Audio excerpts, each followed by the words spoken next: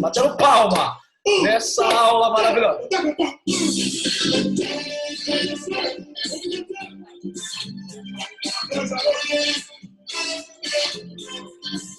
Cadê todo mundo dançando comigo?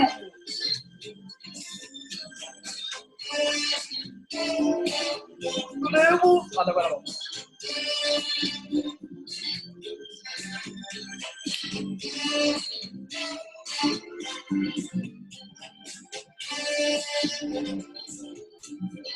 Vamos! Ei, ei, ei!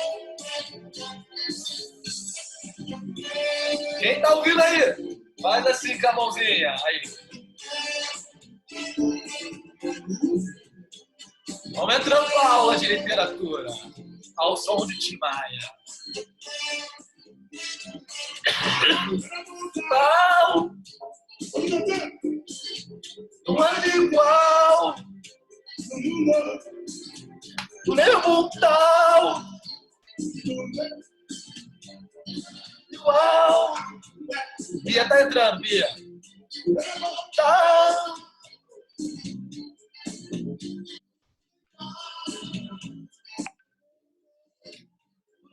Tal! Mano de pão! Bia saiu, Bia! Mais um minuto só, hein? Vou botar aqui no grupo, hein?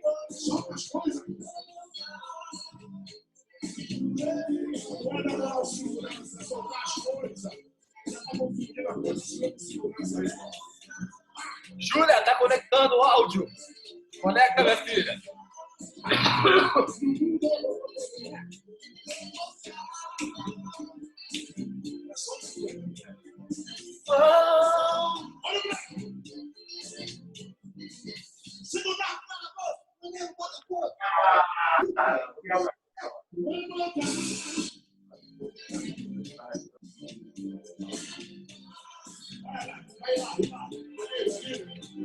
Vamos lá. Chega de tanta música, né? Alexa, desligar. Minha Alexa. Eu falo, ela obedece. Melhor que certos alunos, mas não vou melhor que cada um que está aqui nessa live. Primeira coisa, bom dia para vocês. Saudade, eu espero que vocês não tenham colocado aí que está online e está dormindo, mas Deus, nosso Senhor, está vendo cada um de nós. Cada um. Tô vendo, cara. Tô te vendo, menor. Tô te vendo, Cucudo. É isso aí. Galera, olha só. Primeira coisa que eu tenho a dizer. Deixa eu compartilhar minha tela.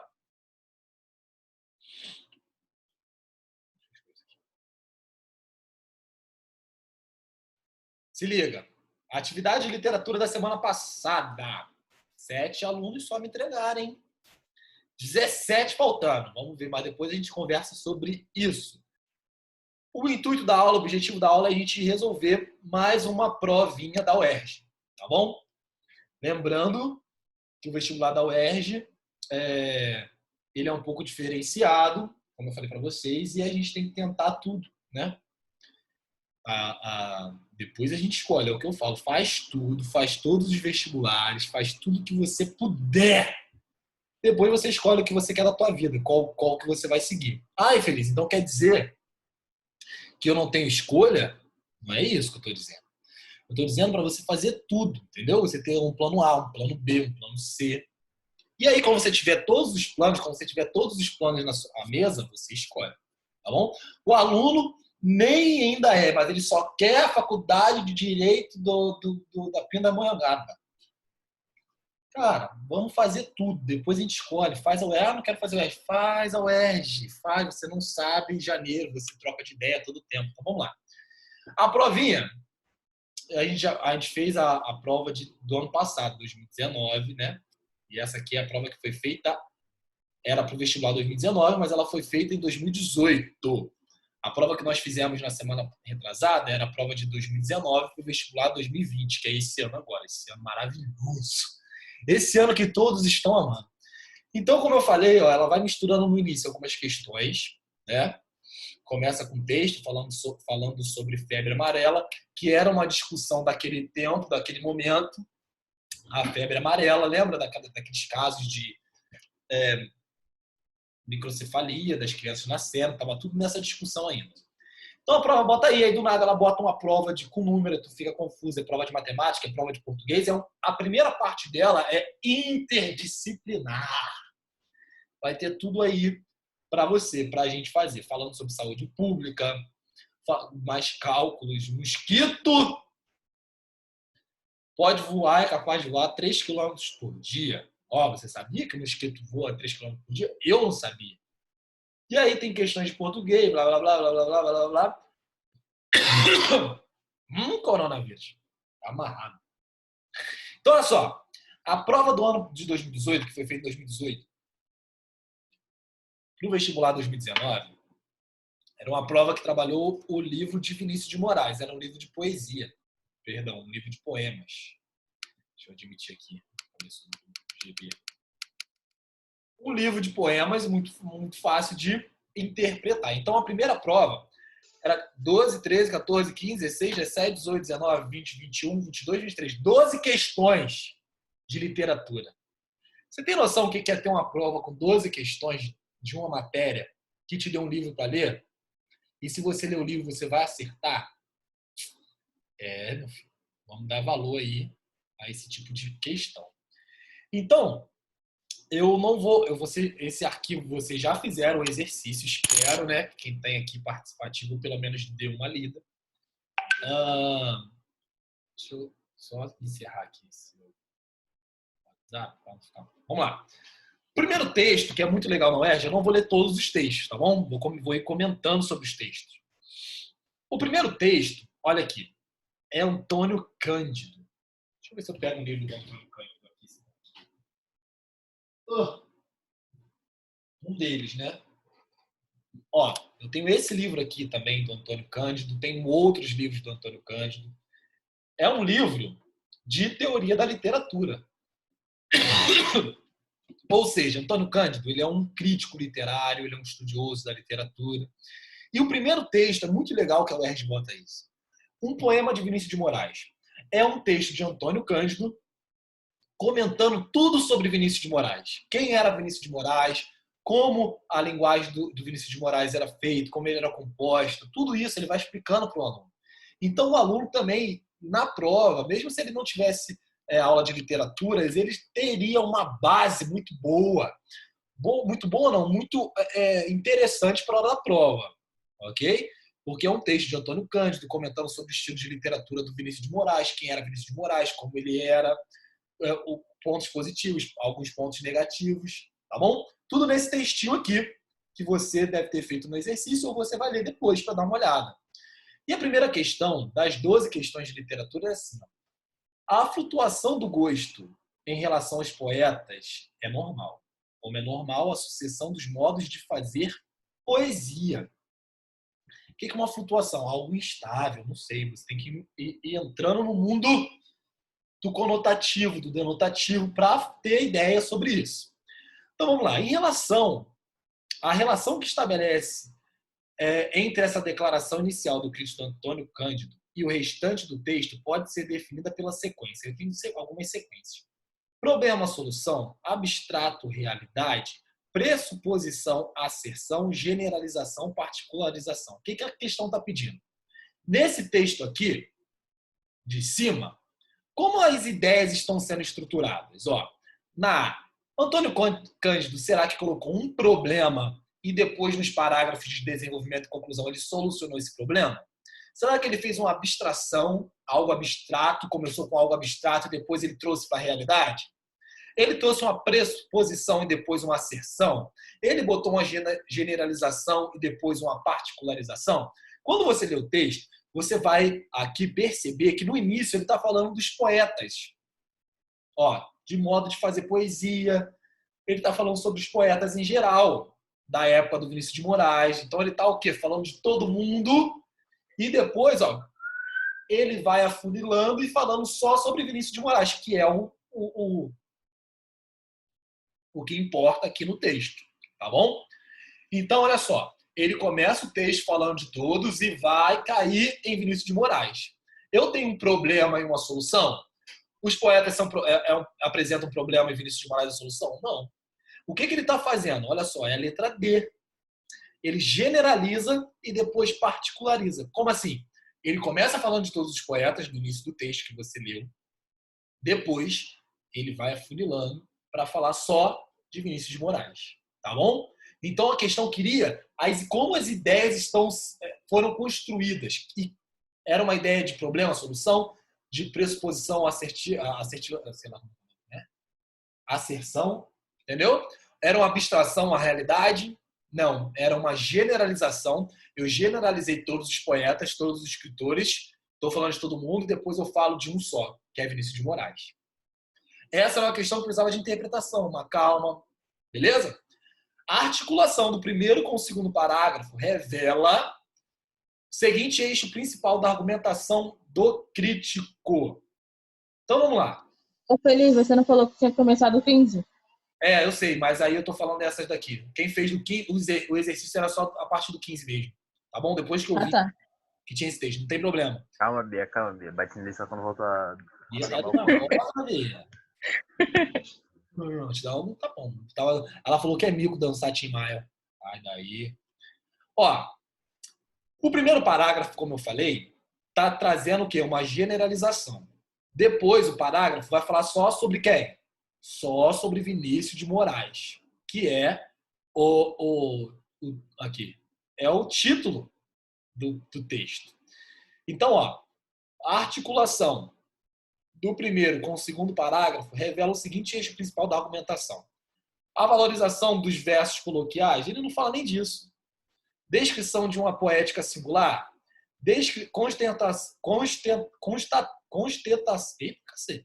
contestação de artistas modernos, exaltação de obra convencional. O que ele está fazendo no primeiro e no segundo parágrafo? Você vai ler.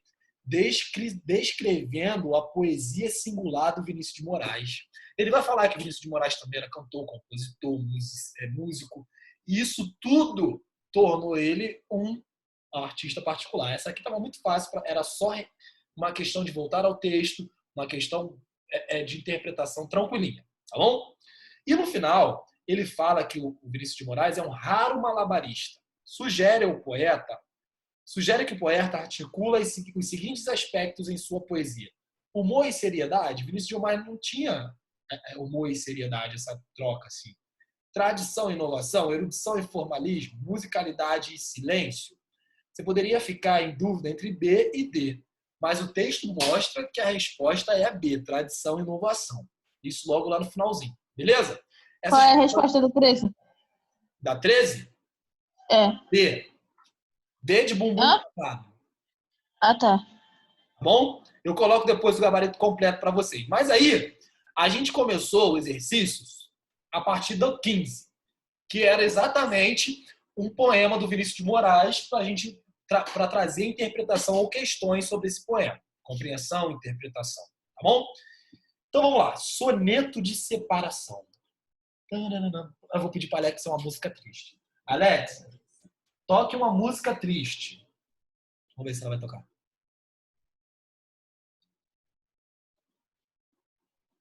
A playlist Clássicos do Blues no Amazon Music. Vamos ver se ela vai tocar. Bem triste, né? Olha, já tô chorando. Já tô chorando. Calma aí que tem gente entrando. Alice. Com essa música eu já estou chorando. Vou ler aqui.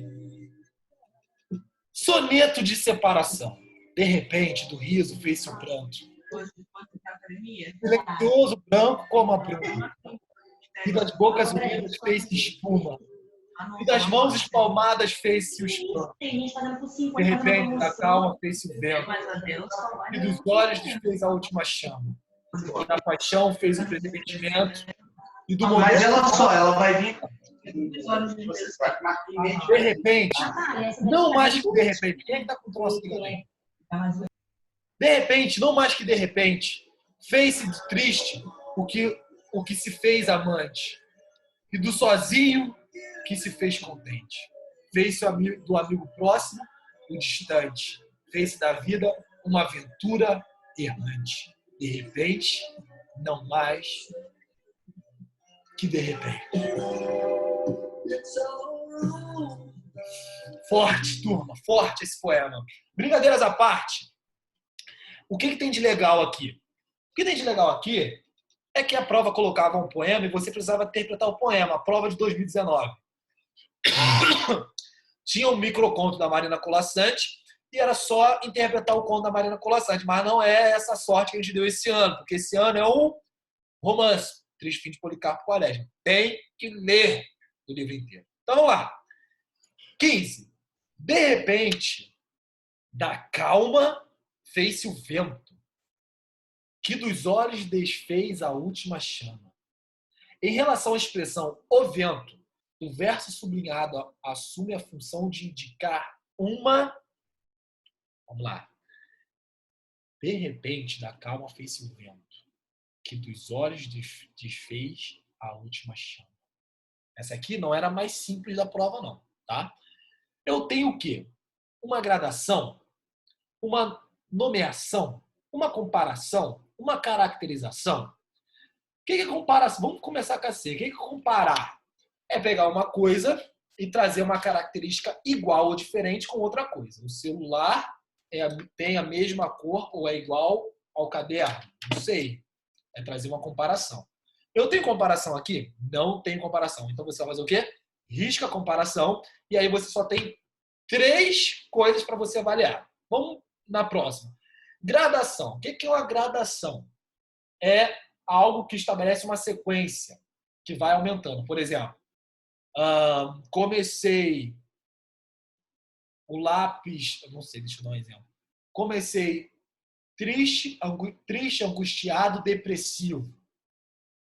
Tem uma gradação, uma sequência nisso. E aqui eu tenho sequência nessa questão? Eu não tenho sequência de nada.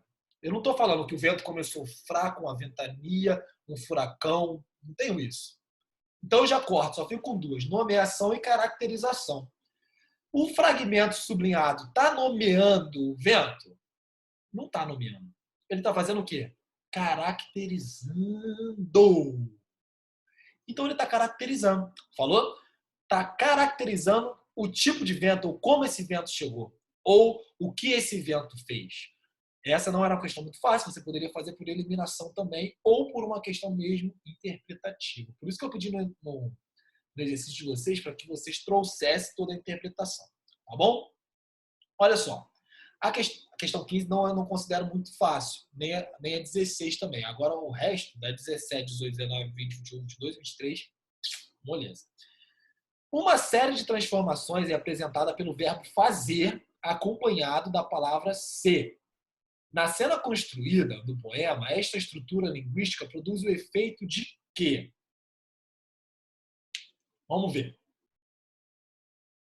Fez-se do amigo próximo distante, fez-se da vida uma aventura errante. Bonito. Olha só, isso aqui também é uma questão de língua portuguesa gramática, tá bom? O verbo, quando ele pede complemento indireto, quando ele é transitivo direto, fez-se do amigo, tá vendo aqui? Esse do.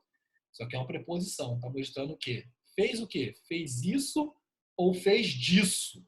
Ele fez disso, isso. Então eu tenho aqui o objeto direto, aqui o distante, fez o distante do amigo próximo, que seria na ordem direta. Eu tenho o objeto direto e eu tenho o objeto indireto. E toda vez que um verbo transitivo direto e indireto tem essa partícula C faz o quê? Indetermina o sujeito, ou seja, apaga a relação. Cadê? Como é que é? Apaga a relação, apagamento dos parceiros da relação. Quem foi que fez? Alguém fez. Mas quem fez? Quem fez? Não sei quem fez. Não sei quem fez.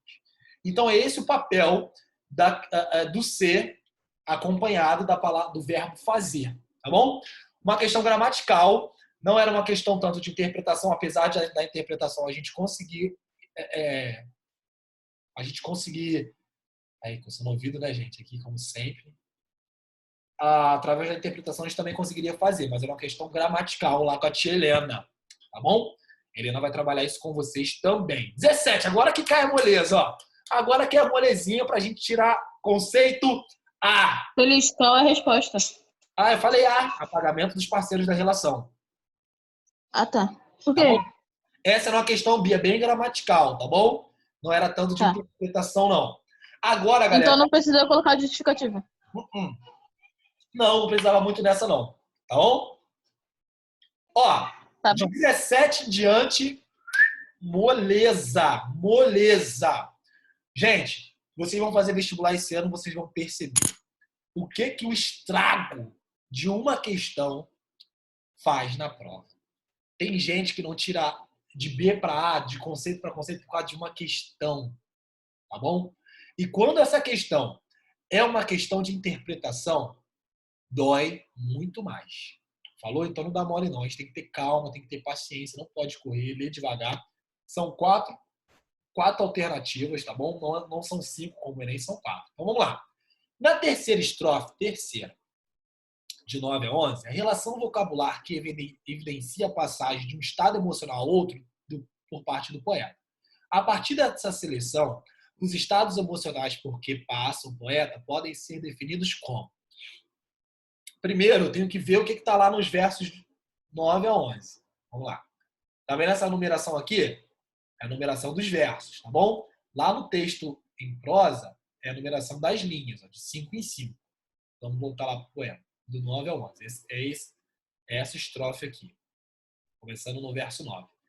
De repente, não mais que de repente, fez-se do triste o amante, fez e do sozinho o que se fez contente. Vamos lá. Triste, amante, sozinho, contente. Eu tenho ideias o que aqui? Ideias cíclicas. Ou seja, é um processo cíclico. Não tem nenhum processo cíclico aqui. Hesitante, antagônicos, independentes. O que é uma coisa antagônica? Uma coisa contrária. Ideias contrárias, antagônicas, antagonistas, lá da nossa novela, né?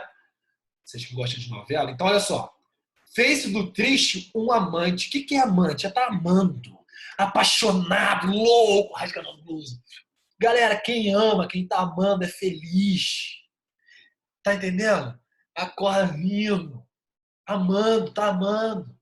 Então, ó, triste amante, ideias contrárias, ideias antagônicas, fez do sozinho e de sozinho o que se fez contente. Olha só, uma pessoa sozinha. Vinícius de Moraes é extremamente amoroso, né? Pensando nessa relação de amor, ele é assim, da amada, do relacionamento. Então, olha só, quem está sozinho é contente? Vamos pensando nesse. Não, gente, não é. A pessoa sozinha ela é amarga. A pessoa que não ama ela é angustiada. Faz fofoca no PPG de tu que está amando. Não é não? Então a pessoa sozinha ela não é contente. Então é outra ideia contrária. O sozinho contente. Porque o sozinho é triste. Chorando. Não aguento mais. Então, ó. 17 antagônicos. É importante a gente conhecer essas palavras com nome assim, antagônico, hesitante. Então, se você não conhece essas palavras, vamos fazer um vocabuláriozinho, aumentar nosso vocabulário, colocar os significados, que a UERJ coloca dessa forma. Tá bom? É antagônico porque é o oposto? Isso, são ideias antagônicas, contrárias, Bia, isso mesmo. Tá. Falou? Então, vamos lá. No último verso, não mais que enfatiza a expressão de repente, revelando certa reação do poeta em relação à separação. Essa reação é marcada pelo sentimento de indecisão, libertação, resignação, preocupação. Vamos voltar lá. Fez-se do amigo o distante. Fez-se da vida uma aventura errante. De repente. Não mais que de repente. Então mostra aqui o quê? Indecisão. Ele está indeciso. Vamos estar lá.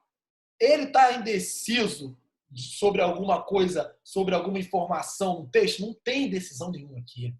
Corta indecisão. Libertação. Resignação. Preocupação.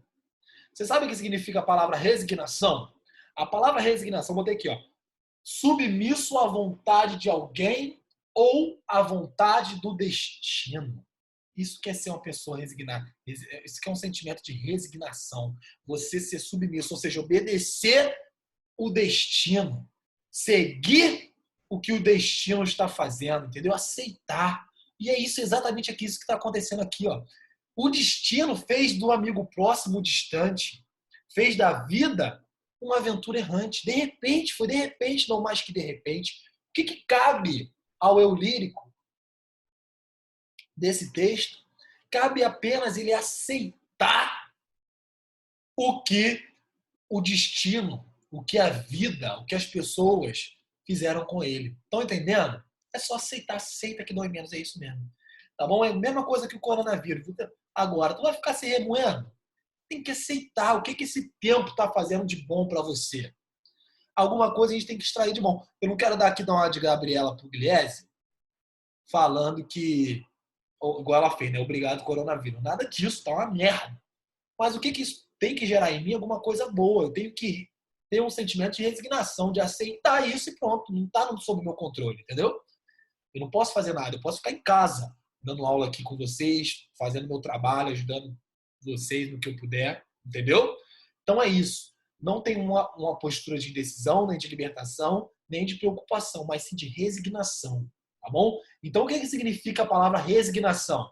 Submissão à vontade de alguém ou à vontade do destino. E o que é uma submissão? É uma obediência, mesmo que contrária. Tipo assim, sua mãe fala assim, olha só, Bia, você tem que lavar a roupa da sua avó. E a Bia não quer, mas ela faz. Porque ela sabe que a mãe dela é a autoridade. Então ela se submete a essa autoridade. Ela aceita aquilo que ela está falando. Beleza? 18 também fácil. O que tinha de difícil na 18, galera? Vocabulário. Será que você sabe o que significaria a palavra resignação se você tivesse na prova? É importante. Numa questão como essa, você também pode fazer por eliminação, se você não sabe o sentido de resignação. Mas não tem momento nenhum, preocupação. Deixar de lado. Oi? Deixar de lado a resignação. Ou talvez deixar de lado, pensar. Mas toma cuidado, que só uma questão de vocabulário, de conhecer ou não as palavras, a gente talvez erraria essa questão. Beleza? Tá acabando já. Aqui eu tenho outro poema. Soneto de Corifeu. São demais os perigos dessa vida para quem tem paixão. É verdade, né? Principalmente quando uma lua surge de repente e se deixa no céu como esquecida. E se ao luar que atua desvairado vem se unir uma música qualquer, então é preciso ter cuidado, porque deve andar perto de uma mulher. Deve andar perto de mulher que é feita de música, luar e sentimento, e que a vida não quer de tão perfeita. Uma mulher que é como a própria lua, tão linda que só espalha sofrimento, tão cheia de pudor que vive nua. Ó. E aí, olha só, observa algo importante. Eu tenho aqui em cima um asterisco, em cima de Corifeu, tá vendo? Isso aqui é importante, eu tenho um rodapé, isso significa que eu tenho um rodapé. Olha o rodapé. Corifeu, personagem sempre presente no antigo teatro grego. Importante. Questão 19. Correndo contra o tempo. Atualizar. Essa reunião será finalizada em 10 minutos. Atualize agora para remover o limite. Beleza. Caramba. Peraí, vamos ver se a gente consegue. Comprar. Tô duro, minha filha. Comprar o quê? Peraí. Vai fechar a live e abrir de novo, Feliz. Mas acho que vai dar tempo. Se a live cair, você já sabe, né? Que eu vou botar outro link. Mas vamos lá. Os 2 primeiros versos do soneto sugerem uma advertência aos apaixonados, é verdade. Com base na leitura do poema, essa advertência se baseia no pressuposto de que a paixão é capaz de provocar um estado de quê? Olha só, qual é a advertência dele? São demais os perigos da vida para quem está apaixonado. Então, ou seja, a paixão é perigosa. Por que a paixão é perigosa para a gente? Porque ela traz apatia? O que é apatia? Apatia é aquela pessoa assim, apática, que não tem, parece que não tem sentimento. A paixão traz apatia? Pelo contrário. Pelo contrário. A paixão traz carência? Não. Uma pessoa apaixonada e pensando nessa pessoa apaixonada correspondida, ela é uma pessoa carente? Não. Ela é uma pessoa quente, amante, ela quer estar perto, né? Contrariedade? A paixão, pensa na paixão idealizada, né? Vamos pensar agora naquela paixão correspondida, aquela coisa linda, né? Lá no solar, nos corredores do solar, nos cada cômodo daquele solar, né? Se entrega, mulher, se entrega, mulher. Você fica com... Onde eu tô? Contrariedade. A paixão traz contrariedade? Claro que não. A paixão te deixa louco. Entendeu? A paixão ela faz você pensar, agir de maneiras, tá entendendo? Que você não faria nunca. Vulnerabilidade, o que é Então vulnerabilidade? é apatia. Não, Bia, apatia, quando tu tá apaixonado, tu tá apática? Vulnerabilidade, cara. Não, tu Ah, tá, tá. Ah, tá, tá louca. entendi. Tu tá louca de Fica paixão. vulnerável. Tu tá louca, se entregando ao amor da sua Vai, vida. Bia. E o que é vulnerabilidade? É a capacidade, é o estado de ser vulnerável, ou seja, de sofrer. Vamos pensar assim. A paixão é vulnerável, ou seja, você, o que é vulnerável? Não é eterno, deixa eu até botar aqui, para a gente ver. Vulnerabilidade. Eu sei explicar, mas não sou uma palavra. Qualidade do que se... Eu não tô entendendo, não. Vulnerabilidade não é. É vulnerabilidade.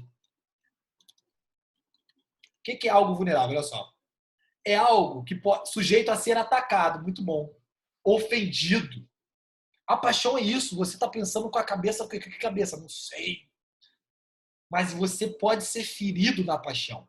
Você pode ser ofendido na paixão. Isso é um risco da paixão, porque você está com... A paixão é o extremo de um sentimento. Entendeu? E toda vez que a gente está no extremo, a gente pode ser ferido, porque a pessoa não pode corresponder também dessa forma extrema. Beleza? Então é vulnerabilidade. O que é vulnerabilidade? A capacidade de ser ofendido, de ser ferido. Tá bom? 20 está de graça, te dando de graça aqui, ó. No soneto, é possível reconhecer a configuração de um espaço. Tá falando de um espaço, de um local, tá bom? Caracterizado pelo seguinte aspecto: teatral, bucólico, fúnebre, religioso. Esse poema tem alguma coisa de religioso? Não. Corta. Tem alguma coisa de fúnebre? Não. Tem alguma coisa de bucólico? O que é bucólico? Essa questão natural da natureza, da fuga para o campo? Não tem. Tem teatral? Tem. Lembra que eu falei do asterisco? Olha o rodapé aqui, ó. Corifeu, personagem sempre presente no antigo teatro grego. Então, olha só. Esse poema aqui, ele tem referências a que tipo de espaço? Ao teatro grego. Olha aqui, o nome dele é Corifeu. Tá ligado? Então, ó, 20. A composição teatral. O que te dá a resposta para isso? Primeiro, o título do poema. Segundo, o rodapé do poema. Então, preste atenção. Na tua prova, você tem que ler tudo. O poema, o rodapé, tudo que tiver disponível para você. Beleza? É importante. 21. Na estrofe, a figura feminina, na última estrofe, a figura feminina é descrita por meio de elementos que estabelecem entre si uma relação do seguinte tipo: ambígua, antitética, denotativa ou metalinguística. Vamos ver. Uma mulher como a própria lua aqui. Tão linda que só espalha sentimentos. Tão cheia de pudor que vive nua. Peraí. Uma pessoa linda, pensando no ideal. Uma pessoa linda, exatamente, eu me identifiquei muito, né? Uma pessoa linda. Uma pessoa linda espalha sofrimento? Não. Uma pessoa cheia de pudor. O que é uma pessoa cheia de pudor? Cheia de cuidados. Cheia de não me toques. Ela vai andar nua? Não. Uma pessoa cheia de pudor, ela vai andar cheia de roupa. Vamos pensar assim. E uma pessoa linda vai espalhar o quê? Felicidade. Então aqui eu tenho ideias também o quê? Antagônicas. Antagônicas. Mas qual é o nome que colocou aqui? Antitética. Falou? Quando você estiver estudando figuras de linguagem, vocês vão conhecer uma figura de linguagem chamada antítese, que é justamente essa questão de ser antagônicos, ideias antagônicas. Beleza? 21. B. Antitética. Vocês estão estudando em figura de linguagem em português? Obrigado pela resposta. E agora a última. Olha só. A última é o seguinte. Soneto da hora final. Será assim, amiga. Um certo dia, estando nós a completar o poente, sentiremos... É a última, vai até 23. Tô na 23. Não, 22. Era 22. É. Soneto da hora final. Será assim, amiga. Um certo dia, estando nós a contemplar o poente, sentiremos no rosto, de repente, um beijo leve de uma aragem fria. Tu me olharás silenciosamente e eu te olharei também com nostalgia. E partiremos, tontos de poesia, para a porta de treva aberta em frente. Ao transpor as fronteiras do segredo, eu, calmo, te direi, não tenhas medo. E tu, tranquila, me dirás, ser forte.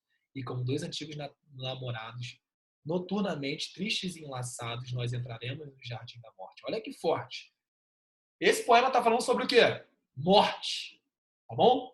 Só que a poesia, quando trata de temas pesados, ela tem uma figura de linguagem para tornar algo pesado mais leve. O soneto, no título, olha só, soneto da hora final. Para revelar o poema, recorre à figura de linguagem denominada... Qual é o nome dessa figura de linguagem que pega algo que é pesado, algo que é um assunto polêmico não, triste, e tenta suavizar? O nome dessa figura de linguagem é eufemismo, tá bom? Então, na questão 22, a resposta é A, eufemismo. Por quê? Soneto da hora final. Se fosse assim, ó, soneto da morte. Caraca, que pesado. Soneto da morte. Agora eu tô te falando, olha só, soneto da hora final. Mais suave, não é? O poema ele é tão suave, trabalhando um assunto tão pesado como a morte. Quando eu tenho isso, eu tenho uma figura de linguagem chamada eufemismo. E 23. No poema, há diversas referências metafóricas à morte, como exemplifica o verso a seguir, né? Estando nós a completar o poente, faz uma comparação com a morte? Traz a ideia de morte? Não. Eu te olharei também com nostalgia. Ao transpor as fronteiras do segredo. O que é transpor a segredo do segredo? Morrer. Então aqui eu tenho uma metáfora da morte. Onde? Ao transpor as fronteiras do segredo. Tá bom? Então olha só, essa aqui era a provinha de 2000, do ano 2018. Para quem entrou no ano passado para a UERJ. Lembrando que tinha... É 23 mesmo que eu não escutei. 23A, perdão, 23C. C de cuscuz. Tá. Falou? Uma prova fácil, porque a gente estudou Vinícius de Moraes o ano inteiro, e uma prova tranquila, de boa, que só precisava de você interpretação, conhecimento sobre figuras de linguagem. Então anota aí no seu caderno, figuras de linguagem, conteúdo muito importante na hora da prova da UERJ. Falou, galera? O nosso tempo está acabando, menos de um minuto. Muito obrigado por vocês estarem participando, vocês sempre estão participando. Eu vou deixar lá disponível no YouTube para todo mundo assistir depois, quem quiser. Mas muito obrigado pela aula, tá bom?